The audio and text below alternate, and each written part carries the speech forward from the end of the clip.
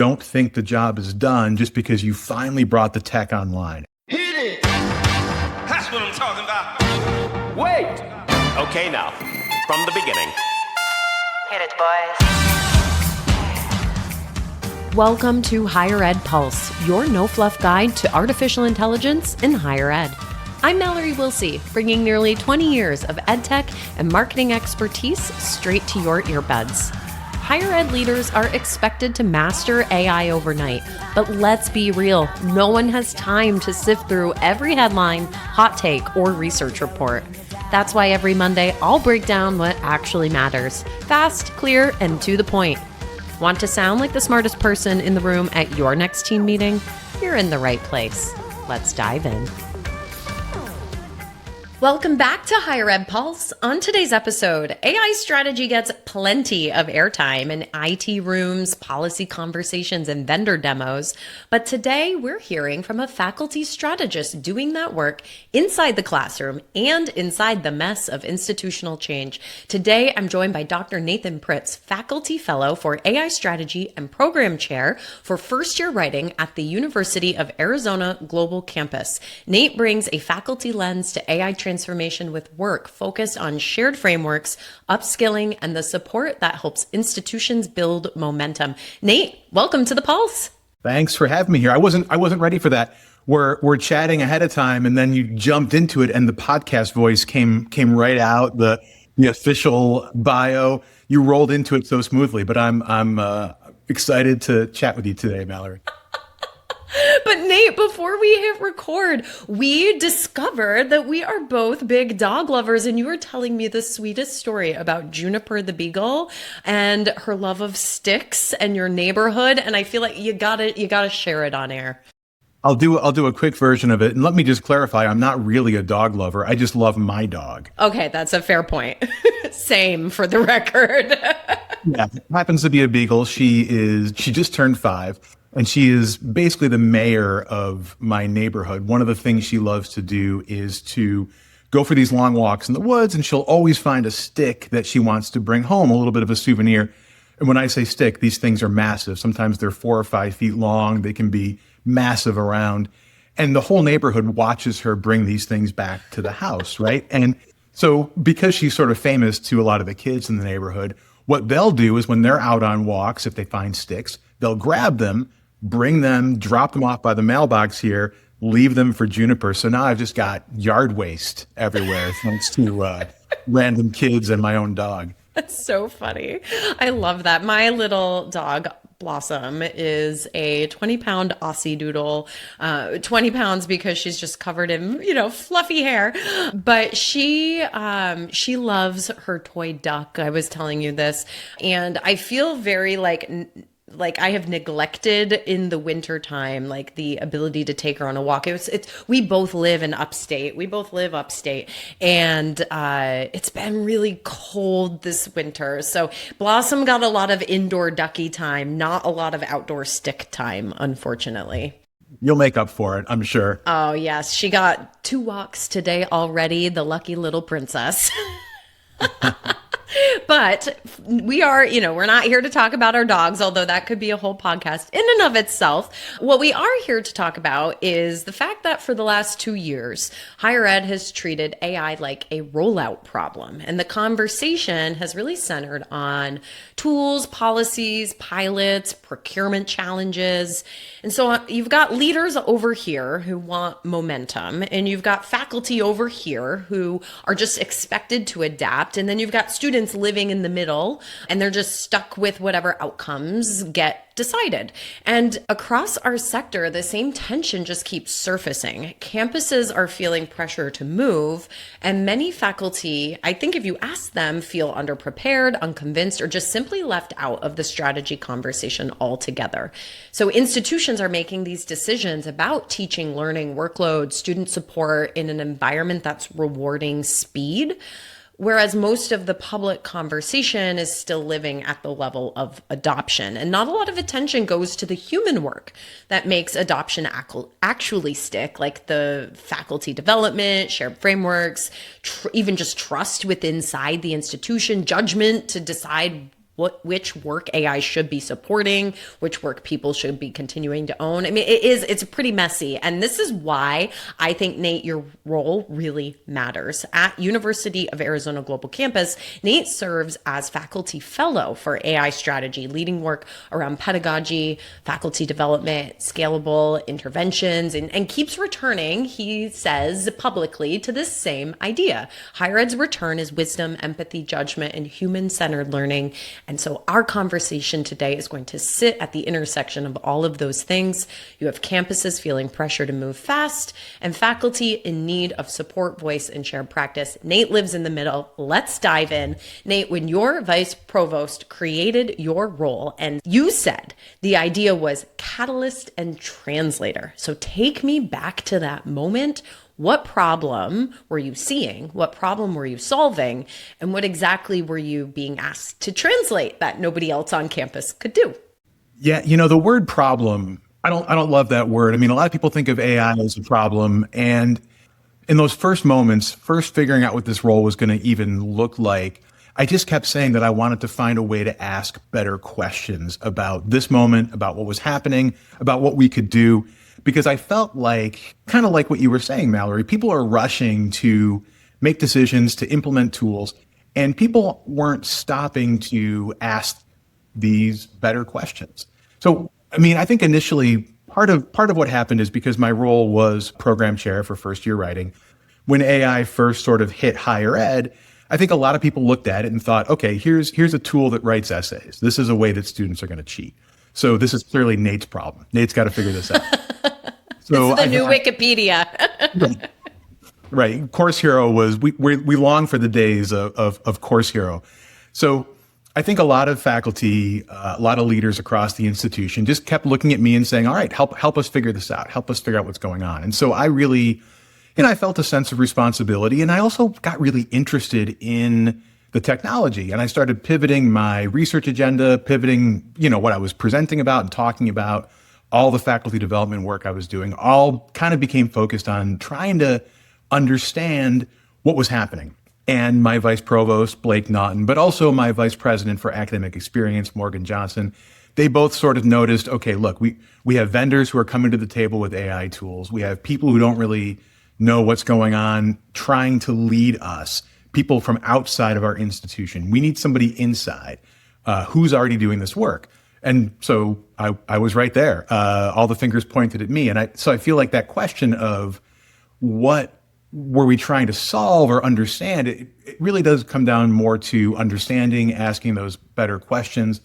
But it was really an opportunity to translate our practice, all these individual experiments we might have been trying to run, and putting that into a deeper kind of institutional understanding. We needed to learn from what was happening. We didn't just want it to happen to us. We noticed that, like a lot of institutions in those first moments, but even still today, a couple of years later, there's just a lack of shared language around this. There's no direction. I think there is, impetus or momentum. Again, to go back to what you were saying earlier, there is this sort of rush to figure it out, but that's not the same thing as direction. And so we wanted to find a way to take the experiments, the activity, the uncertainty, and put it into some kind of system where we could learn, where we could build our institutional capability. And I think that's really what I've took to heart as my charge in this role, is to figure out what we don't know yet, keep it aligned with our mission and our values, and have those conversations where I can, again, sort of translate those needs, those ideas, those concerns, those uncertainties, and help us push forward through them, even if we can't figure them all out just yet. So, how much authority, though, are you being given in this role? Because I have seen similar positions at other institutions, and the position title sounds really great. But when you actually peer under the hood, there's no authority that's being given. And so the person just winds up sitting in committee meetings and maybe voicing an opinion here or there, but no change or innovation actually happens. And I am not getting the sense that this is the case in your situation. So how much authority do you have? That's a great question. I've been thinking about this a lot because I feel like there are a lot of strategy roles across higher ed that have somewhat of an ownership, but without the authority, right? You can't tell people what to do because you don't own the individual units or departments or even the workflows, but you do have some type of ownership over those outcomes. So how do you deal with that? I just was watching this great lecture podcast, actually literally just this morning. Michael Littman, who's at Brown, was talking about his position, and he kept referring to this idea of soft power. The fact that you have to build these relationships. You have to make sure that people have the support and the buy-in, even if you aren't able to order them around, right? I really like that framework because for me, it clarifies the way I've been operating all along. I've been at UAGC for a long time, and first year writing, program chair for first year writing is a pretty high visibility position. So I will say, hopefully this doesn't sound non-humble, but I mean, people know me around the institution. Yeah. A certain degree of people know what I stand for. And I feel like, so that gives me a little bit of oomph when I walk into a room, right? When I'm sitting in those committee meetings or when I get invited to a department meeting, people know that generally I'm going to try to figure this out. I'm going to try to work with, I always sort of come at things with a very iterative mindset. I never mind making mistakes or looking foolish in public. I feel like that's how I learn what the next step really is. And so bringing all that to the table, I think, gave me a little bit of an in with a lot of faculty and staff across our institution. And it allowed for me to start to turn the buy-in and the support, because let me just be clear again, from day one, I had full leadership support, but leadership support doesn't always mean that it's sort of like, yes, go ahead and do that. We agree with your vision. This is a great roadmap document. Now go do that. And so I had great conversations with my leaders and other people throughout the institution where I said, just frankly, okay, this is great. I'm glad you support me, but I need you in the room. I need you to stand up in front of people. I need you to actually put your hands on the keyboard and mess around with these tools yourselves. And again, to their credit, most of them were like, okay, great, put me in. I'm happy to help support. And so I feel like that collegial atmosphere, that buy-in, that support, it doesn't solve all the problems, and maybe it's not replicable as a system overall, but I think realizing that this is relationship building. This is about community. Again, we're not going to solve this by rolling out bigger and pricier tools. We're going to get there if, as a community, we can work together. And so people have bought into that, but I think you've got to come to the conversation with that energy. Mm-hmm. Well, you have done the work to build the reputation, to build the cachet, so that when you walk into the room and you voice these opinions, there's some weight behind them, and people are already respecting you when you get that seat at that table. And that is a critical component to change management that I think often gets overlooked.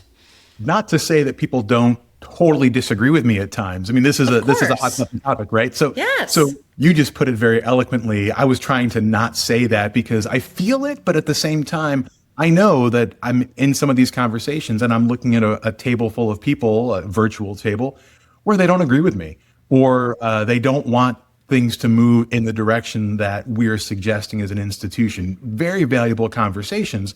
But again, I think the fact that I'm sitting there having them, I'm ready to stand up in front of the all hands meeting and take the shots. I think that is, again, that's an important signal that we're not just going to tell you what to do. We're going to try to figure it out together. And that consensus building is also another key step in change management that sometimes gets overlooked. I love it. I love your approach, Nate. But you know what? I have to ask you, because we've mentioned this now a couple times. You teach first year writing. At the same time, you're sitting in these AI strategy conversations. That is so interesting and rare. And I'm really curious what the classroom is showing you about AI that might get lost when an institution is just shaping that strategy based around their data, around IT, the people policies, et cetera. I think it's really easy to lose sight of the fact that this is messy. No one knows what we're just trying to figure it out. If you're sitting in a boardroom, you're in the executive leadership team meeting, right? It seems very simple how to get from A to B, but the reality is you are managing people, students, faculty and staff all across the institution. And so the classroom, I think, is one of those great, it's a laboratory, literally.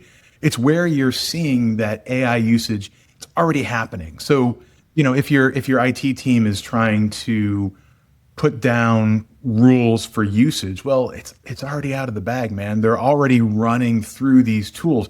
We've had great conversations about how do we change people's usage to get them to be a little bit more ethical about how they're interacting with some of these tools, because the reality is it's already happening. It's already really messy on the front lines. And so it's about practice, not policy. And I think if you have any kind of policy that's not informed by practice or is not willing to give in the face of practice, then you've got a policy that's not going to work. It's a broken policy already. It needs to be fueled by people and processes.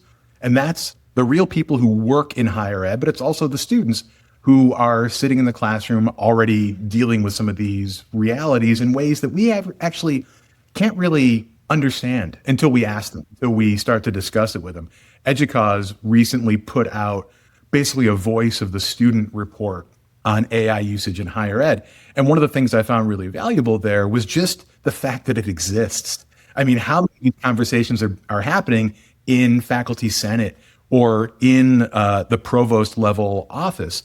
We have to find out what students want through all of this too. Higher ed, to a certain extent, it's about helping students understand the things that they didn't know they needed to understand, right? But I think at the same time, we need to listen, we need to be responsive. And so if the strategy, the policy, if it's abstract, if it's behind the times, which it's going to necessarily be in this era, if it's tool focused, it's going to leave people out of it. And so again, my role, I think, gives me a unique opportunity to close that gap because I come from the mess, right? I come from the classroom. I'm covered in chalk, digital chalk, because I teach online. And so I think that the signal there is students are already doing it, but faculty and staff are already doing it too. All of our policies are after the fact. They're behind the times. And so, yeah, I mean, what have I taken from that? Everything. Everything I've ever learned about being a professor, being a worker, being in higher ed, it came from lessons I learned in the classroom. You never want to cut that off. So now's a great time to note to listeners that in the show notes, we have loaded up 8 different links, all of recent articles and reports and some of the things that Nate himself has written about these topics. And I think as I was preparing for this episode, it really struck me that a lot of the reporting, particularly in the last few months, has centered on faculty feeling overwhelmed, conflicted, and underprepared around AI. Do you think leadership is misreading that as resistance when it's actually a support problem? I think both of those things. I think there is resistance, and I think leadership, and I don't want to say resistance is a bad thing, right? I do feel like one of the things that I see pretty regularly in talking to not just my own faculty, but faculty at other institutions, is that there's a thread of resistance that comes from being well informed on the topic and picking one particular position. They want to understand more about the environmental concerns. They want to understand more about the ethical concerns. They're worried about critical thinking and erosion of identity and voice. Those are valid concerns, and I want to have those conversations. But I think there's that other thread of resistance that comes from just being uncomfortable in the uncertainty, not knowing the way ahead, but also not diving in and trying to figure it out. And so I think leadership has a tough job where they have to sort of figure out, like, okay, are these? It's all valid, right? But what types of resistance can I actually approach or assist or help or overcome? I mean, I feel like a lot of this resistance and what I'm talking about here comes down to maybe an uneven sense of readiness. Faculty who they saw this tool and they thought, great, I'm going to try to figure this out. Faculty who have not used any of these AI tools yet, but have an opinion nonetheless.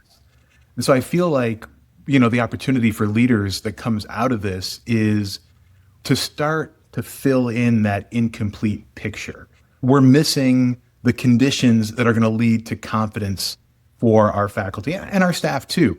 We've got advisors who are getting phone calls from students, and they know that these tools could help them have a better conversation, but they don't really know what they're allowed to use. You've got financial services who are dealing with students, and they're not really sure, what can I put into this tool? What can't I put into this tool? Is this a protected instance? What does that even mean?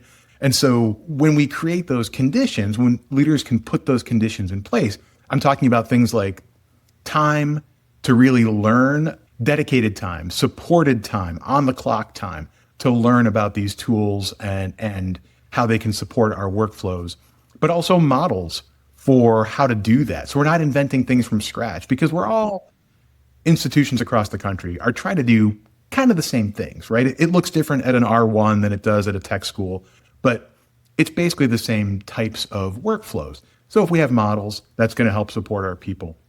And it all boils down to trust. I mean, leaders need to trust that faculty and staff are experimenting in ways that are aligned with their roles, aligned with their mission, aligned with the vision for the institution. If we can embrace that growth mindset, right? We want our students to do this, so we need to do it as well. Have that iterative sensibility, willingness to model. I was talking about reading models, understanding from models out there, but also we're a model for our students, for our coworkers, all across the institution. So if we can do that, ask those questions, be uncertain, and sit with that uncertainty rather than get uncomfortable with it. Listen to what the uncertainty might be telling us. I think that's how we're going to get through any resistance, any uneven readiness. It's gonna be messy. It might be painful, it might be uncomfortable, but I think that's how we learn and how we grow through this. So give me an example, right? Like, it's about building capacity. It's about shared frameworks and upskilling and helping leadership kind of think through policy and direction. Like, you've been in this role now for a little bit. Like, brag for a second, share a real example of some change that has happened because of the work you've done. Yeah, I mean, I could give you some examples. I don't want to, anything that I've done, anything that I've accomplished has been because I've got great partners, right? I've got a support staff from Faculty Affairs who helps me actualize the crazy ideas I have at 2 a.m. I've got leaders who have bought in and they're like, yeah, let's run with this. And again, I'll show up. I'll say some words. I'll put my hands on the keyboard and I'll experiment. But also we've got faculty and staff who are showing up when we run an event, when I send a newsletter, when I host my own video series. They're there asking questions. And so they're the ones who get the credit for a lot of this, right? Like I can say, here, let's put a flag in the ground here. But if no one shows up, then it doesn't really matter. But there is one thing that kind of it's been on my mind a lot lately. And I think it's a good example of what we're talking about, because I feel like, again, people are throwing tools out there. They're throwing out frameworks. They're saying, hey, here's this cool new hot technology. It's an innovation. It's awesome. And that feels like progress, right? That feels like you've done something. Recently, University of Arizona released our own AI platform. So many schools have these, right? It's a white labeled site that students and faculty can access. And you've got 4 or 5 of the top cutting edge AI models available for you to use. It's a FERPA protected environment. So faculty, staff, students can use this. And we know from a data governance standpoint that it's a safe space to experiment, to explore. Okay, that's great. Ed Clark and others at CSU just released some really great information. They put a platform into place in the whole CSU system. And what they found after a year of usage is that 99% of students reported using AI tools. 27% were using the university platform.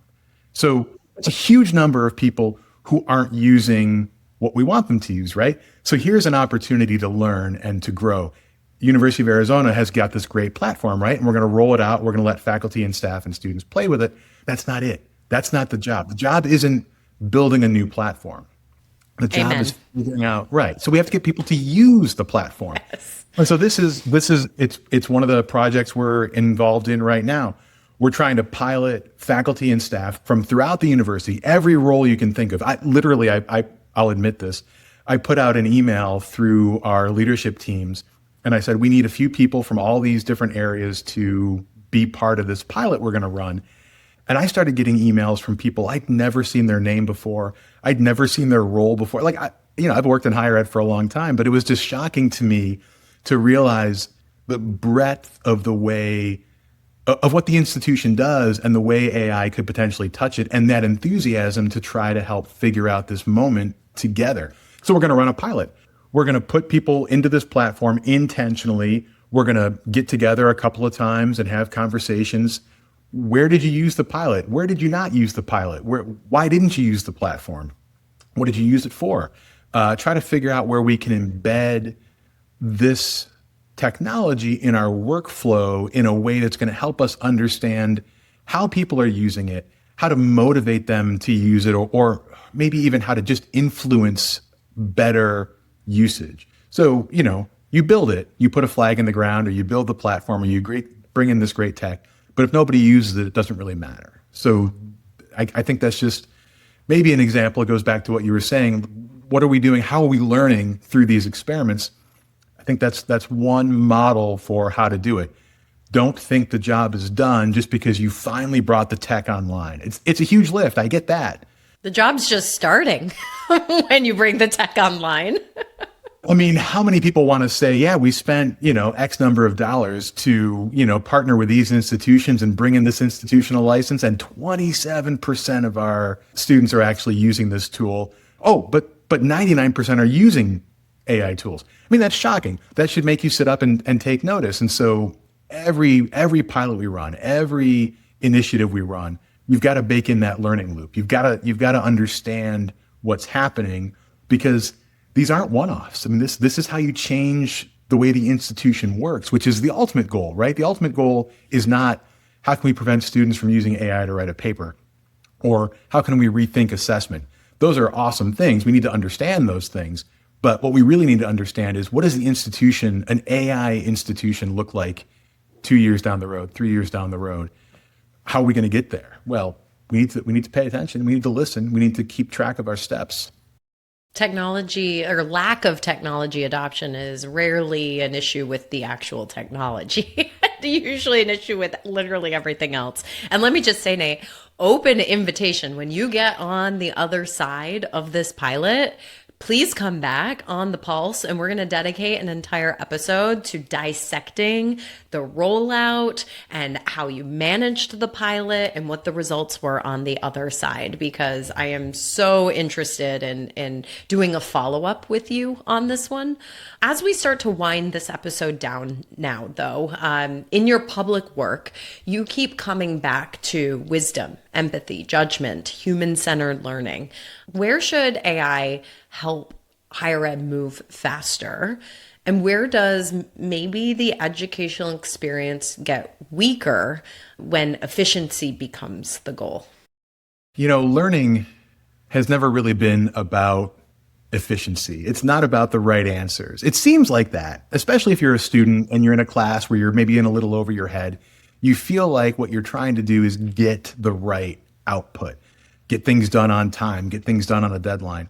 But I feel like learning and higher ed, when it's at its best, is about the processes through which individuals encounter or struggle with, ultimately make sense of new information, new skills, new competencies on the way to living the best life that they couldn't even imagine for themselves before they embrace these skills and competencies, right? I was trying to make that into a soundbite, but I went off a little bit. But I think what I'm trying to say is, there's a lot of talk about AI as a shortcut or AI as outsourcing. And so I think we just need to all have an individual compass. Institutions are going to set a compass. They're going to say what's right or wrong with AI on their campus. Department chairs and deans and just your classroom professor, they're going to say, okay, in this class, you can or you can't do it, use AI in this way. But I think it's more important for individuals to have that conversation with themselves before the tech shows up, before you're sitting at your keyboard. Think to yourself, what's my identity? What matters to me? What about me is the unique thing that I bring to the table? That's the thing that AI should never touch. If you envision yourself as a writer with a fantastic voice and you want to lean into that throughout your career, you're going to write better reports or better books than anybody else, then AI shouldn't be part of that. Preserve that for yourself. You're going to enjoy that. You're going to get more out of it. There's more value there. I just think that that's one of those things that people aren't spending enough time doing. We're asking questions about what AI can do without thinking whether we want it to or not. So we center judgment. We center that idea of struggle, productive struggle, creative challenge, and we make a decision. We don't get swept up in just following along or running away with some of this technology. We make sure that we center what's important to ourselves. And I think that's what's going to help us understand what this means for individual learners, but also for higher ed in general. I mean, you asked, where should higher ed move faster? I think higher ed is moving about as fast as higher ed ever does. It's a dinosaur that is by design, it moves slowly. And I feel like that's a problem, but I think it's also, in this instance, it might be kind of a secret superpower for us, because businesses, regular organizations out in the workforce, in the disciplines, are having to move fast. They're having to reinvent workflows overnight. They're having to deal with pressures, and they've got money to throw around at some of these things. I think higher ed needs to take that more measured pace, but partly because we have this huge responsibility to our learners and to ourselves to make sure that we understand, not to make sure that we get it right, but that we, at least when we take some shots at this, we're moving in a way that keeps all of that in mind and make sure that we're preserving human creativity, preserving our own sense of judgment, our own ethos, while we partner with these new technologies. Yeah. Wow. Amazing. This half hour has just flown right by, and I so appreciate you hopping on the mic with me and sharing all of these thoughts. It's just really interesting. And like I said, I look forward to having you back 6, 9, 12 months from now to talk about this pilot. Nate, before we wrap, any final thoughts, and where can folks find you if they want to connect with you or read more? You know, you've published quite a bit. Like, where can they go find that? Yeah, I would love to make it easy for people to do that. Google him. Yeah, you can Google me. I have a couple of sites that I don't keep up very often, and they're linked through my link. LinkedIn may be the best way to keep track of some of my public musings on this. Here's an interesting thing. This is probably not going to make the final cut, but I think a lot about the public thinking, publishing, and then the stuff that we're all doing behind the scenes. You know, you look on LinkedIn, you look on some of these platforms, and you think, oh, well, here are these 3 people who are doing all the work in AI. Well, that can't be true, because there's dozens of institutions in every state, and people there are doing amazing work. And so, you know, some of the work I'm doing, you can't see unless you work with me. Then you know about it, because I email you every day and try to keep you up to date with it. I'm more interested in learning about what other people are doing. So you said this is going later in April. I'm doing an event with EDUCAUSE in June. We're doing a workforce AI readiness summit out in Chicago. I'm really excited to go and meet with people there and talk a little bit about what we're seeing. And I've got a few other things like that lined up over the next few months. But just generally speaking, yeah, I mean, LinkedIn's a good place, and I'm always happy to learn from what other people are doing too. So to have conversations and see where we're all going with this. Terrific. Well, thank you again for joining us on The Pulse today, Nate. And listeners, we will catch you next week. Bye-bye.